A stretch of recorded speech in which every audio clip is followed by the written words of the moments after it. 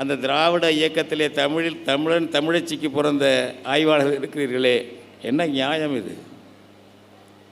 அதுதான் உண்மை என்றால் உண்மையை சொல்லலாம். நீங்களும் எழுதுங்கள், தமிழினத்திலே பிறந்த நீங்களும் எழுதுங்கள். அண்டி படைக்கிறீர்கள் அல்லவா, நீங்களும் அப்படியே எழுதுங்கள், அம்பலமாகுங்கள். ஆனால் பாலகிருஷ்ணனை சூக்கி சுமந்து கொண்டு அங்கங்கே கூட்டம் நடத்தி கொண்டு அந்த புகழ் பரப்பி கொண்டிருந்தால் என்ன நியாயம்?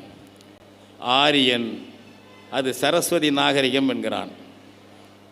சிந்து நதி கிடையாது, சரஸ்வதி நதி தான் மூல நதி என்று சொல்லி சிந்து செம்மொழி நாகரிகம் என்பது சரஸ்வதி நாகரிகம், ஆரிய நாகரிகம் என்று ஒரு பொய்யாக ஒரு குதிரை வால் கிடந்தது. அங்கே குதிரை என்பது தமிழர்களுக்கு தெரியாது, ஆரியர்களுக்கு என்று சொன்னார்கள். பிறகுதான் மரபணு சோதனை செய்து அது தென்னாட்டு தமிழ்நாட்டு இரத்தம் என்று அமெரிக்க ஆய்வகத்திலே சொல்லிவிட்டார்கள்.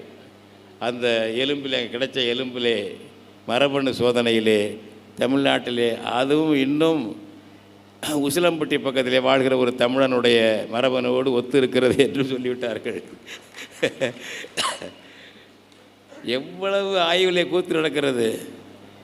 எத்தனை ஆயிரம் ஆண்டுகளாக இப்படி ஆரியன் நம்மை சூதாடி கவித்து விட்டது. அவனுக்கு ஒரு கைத்தடியாக திராவிடம் கிடைத்திருக்கிறது.